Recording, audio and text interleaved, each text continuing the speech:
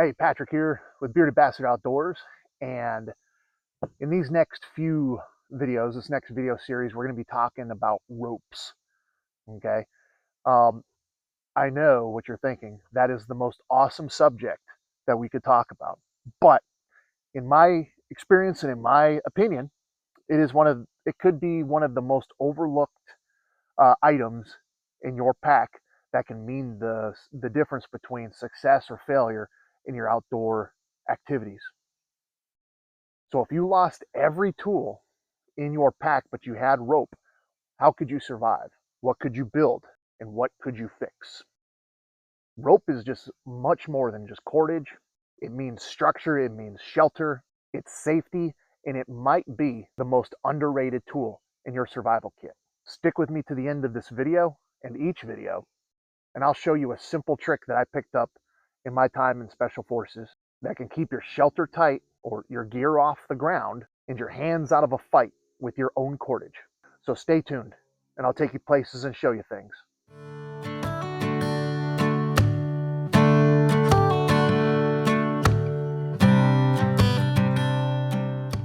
So again, welcome to Bearded Bastard Outdoors. If you've never been on this channel before, my name is Patrick. I am a retired Green Beret out of 5th Special Forces Group, and I teach fieldcraft in Kentucky. To those of you who have been on the channel before, welcome back. I hope this video series will bring you much value. What we're talking about today and for the next subsequent videos is we're going to be talking about ropes, cordages, and just kind of the mentality that goes behind it and what I do that may be different than what you've heard about in the past. So we in the fieldcraft environment, we know we have the 5 C's, right? Which stand cutting tools, cordage, containers, cover, etc. Okay, 5, 10, 15 C's, however many there are now. I'm too stupid to remember all of them. So I just think about fire, shelter, water, food. Okay, those 4 things. I mean, rope is one of those tools that covers a vast number of priorities of work. Okay, so with just a series of different styles of rope, we can build shelter, we can haul equipment, we can hoist gear, we can rappel, we can make tourniquets. Not that I would recommend using paracord for a tourniquet, but it's better than nothing in the time being until you can get to something that's a little bit more suitable. You can drag a deer or even an injured teammate, but it all depends on having the right rope. What is the right rope?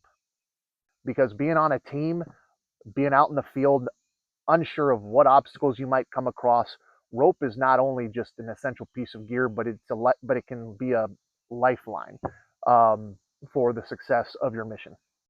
So let me go ahead and start this video by showing you a simple, smooth brain system that you can take with you for your next excursion. All right. We don't need to know 100 types of ropes. We don't even have to care about what they're called or how they're made up. Okay.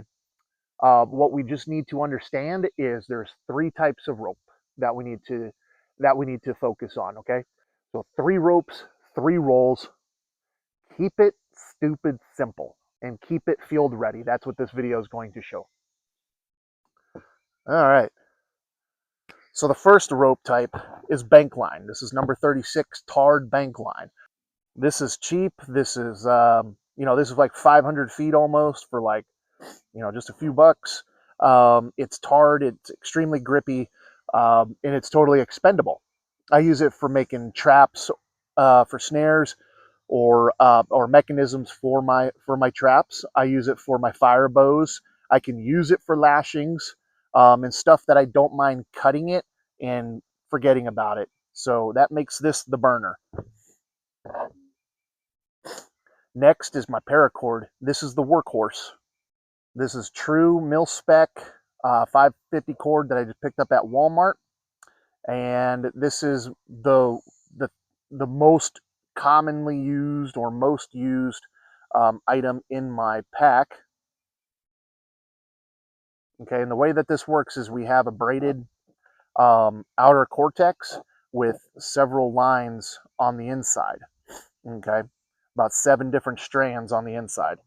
These can be used for anything, really. What I mostly use it for, though, is I mostly use it for guy lines, for my ridge lines, splints, repairs, whatever, right? Boot laces, all sorts of stuff. And as you can see, I have my bank line right here on a prusik knot um, for my guy line here, and we'll talk more about that later. And then I have braided rope, okay?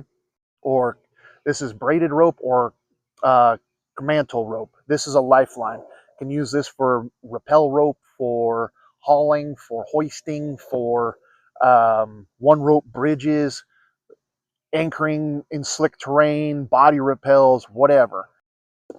So those are the types of ropes that we use in this system. 3 ropes, 3 rolls.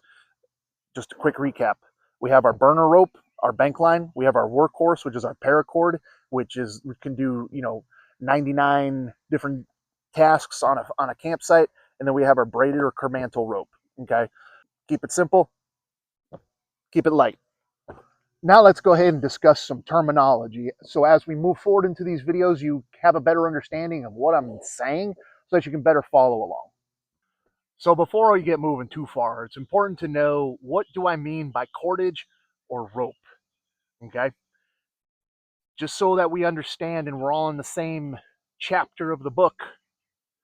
Cordage is an umbrella term that refers to any kind of flexible material made from braided or twisted material. Okay, we have twine, we have utility rope or utility cord, and then we have rope. Part is when we're talking about, making knots or working with rope. We have what's called a working end and a standing end, okay? The working end is simple. That's the end that you're working with. So when I'm working on a knot, for example, I'm working with the working end. You see how that works, right? And then the standing end is the end that's anchored or not working. Okay, standing end, working end. If I mention grabbing a bite, that means I'm going to essentially fold the rope in half and create a bite, just like that. If I talk about a loop, that's creating a loop with the rope. Now there's 2 types of loops. This would be an overhand loop. Notice how the working end is on top of the standing end. That is an overhand loop. If I say underhand loop, that means that the working end is under the standing end. Underhand loop. Okay? Got overhand, and then we got underhand. Okay? If I mention bends, are nothing more than joining 2 ropes together. So for example, if I want to join this rope with some paracord, ropes of 2 different diameters, I would do what's called a sheet bend. Okay, so I create a bite on one, and then I route my other piece of rope or cordage of different diameter through itself, just like so. Then I route it on itself, and then I pull it tight, and that's how I connect 2 ropes of different diameters. If I just simply wrap around, that's called a turn. If I come all the way around, that's called a round turn. Now, when I say hitch, what I mean by that, it is a type of knot that is used to secure rope to an object or even to another rope, simply by binding on itself. So that's pretty much it for episode 1. Quick, easy Japanesey. All right. Remember, 3 ropes, three rolls, 1 system. Your burner rope, your workhorse rope, and your lifeline rope. We talked about some vocabulary so that we can follow along better in future videos that'll be coming up soon. And now, as promised, at the end of each video, I want to try to teach you something that you can take away today to help you with your outdoor adventures. And so today I'm going to show you different ways of storing your cordages or your rope so that you don't get tangled up. So if you have a long rope that's all knotted up like this, you're going to spend more time trying to unscrew the rope than actually use the rope, right? And this is most annoying, especially when you need the rope at a moment's notice, but you can't use it because it's all knotted up. Much like I'm trying to use this for a video right now and I'm having to fight it. So one thing I do recommend is putting a fixed loop on the end of your rope, whether it be a bowline or a perfection loop, and go ahead and putting a carabiner on the end. That way you have it for quick anchoring system, right? So one way that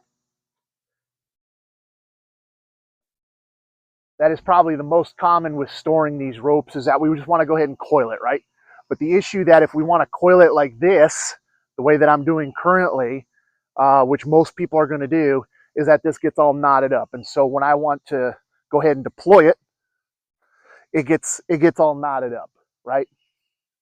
It gets all knotted and tangled up. So if you're going to coil it that way, we want to be a little bit more deliberate in our coils.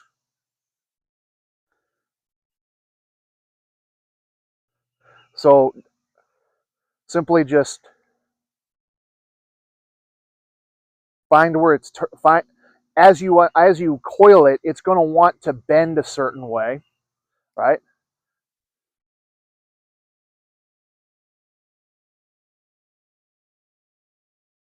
So just kind of work the rope so then it all bends or coils in the same direction. Okay. Keeping them nice and neat and all symmetrical.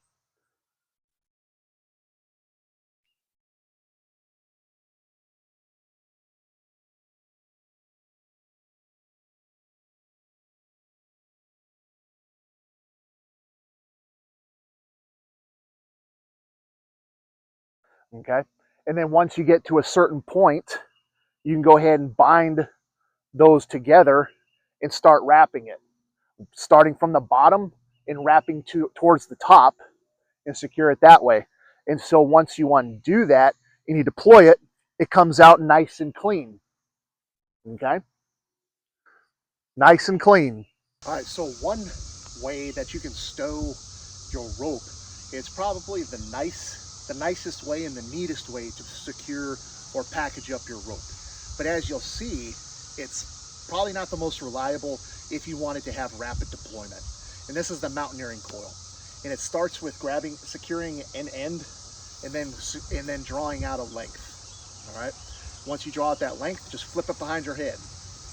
Reach across, hook with your thumb, draw out another length, whip it behind your head. And you're going to continue this until you get about 6, 7, 8 feet. Okay. Left, that is. Okay. So now I have my remainder down on the ground. So the next step is going to be bringing these loops together. And you're probably already thinking to yourself, Patrick, this is going to get tangled up. And you're probably right, which is why I said this is not probably the most ideal for rapid deployment, but let's continue. I'm going to take the remainder and I'm going to go ahead and start wrapping around my rope from the bottom, working my way towards my neck.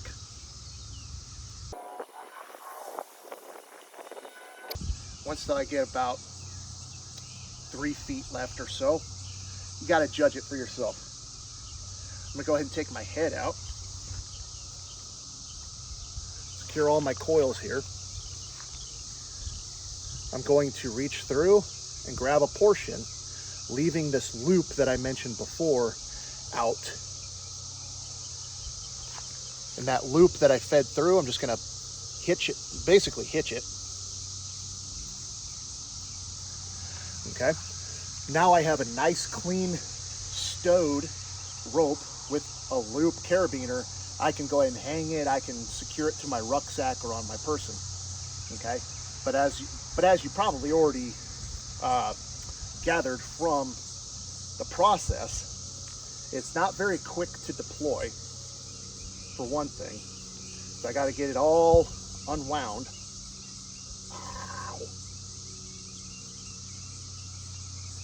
Okay. Get it all unwound. And then Yeet. That wasn't too bad.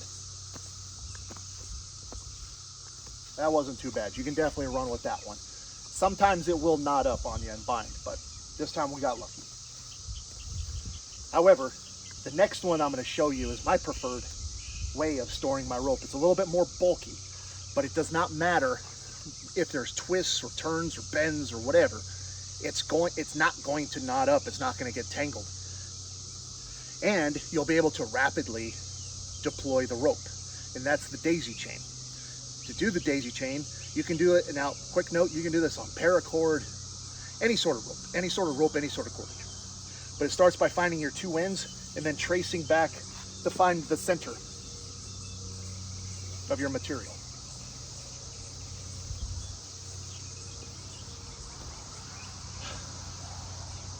Once we find our center, we go ahead and execute a loop, okay? And then create a running knot, okay? And then all I'm going to do is I'm going to reach through, grab and pull. Reach through, grab and pull. Reach through, grab and pull. Each loop that I create, I'm just grabbing a little bit, reaching my hand through, grabbing more, and just running with it.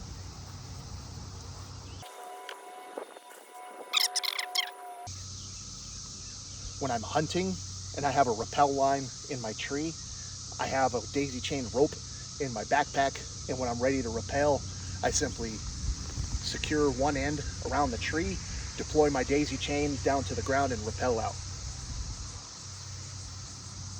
Now, once you get to the end and you have this final loop, you're just going to pull these two ends all the way through, securing it. Now, you can stow this. It doesn't even matter how you do it. Okay? You can put it all into a ball of crud, whatever. Okay, gotta keep it G-rated. Anyways, it doesn't even matter how you stow it. Okay? When I'm ready to use it, I pull it out. I find my two ends. I undo that knot, and then I just start pulling it out.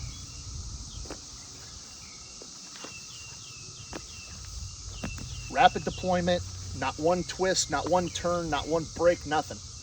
Nice and clean, okay? You watch this video, now I have a challenge for you. Show me how you carry and prep your ropes. Did I do something different, or do you have a different, better way? Just tag me at any one of my socials on Facebook, Instagram, or TikTok. Show me what you got, and maybe I'll feature it in the next video, and we'll all learn together. So in closing, remember, if this video brought you value, to hit that subscribe button and the bell so that you'll be notified when future videos drop. Leave me a comment, share with your friends, because in the next episode, we're going to be building the ultimate rope kit. So until that time, prepare, train, survive, and I'll catch you on episode 2.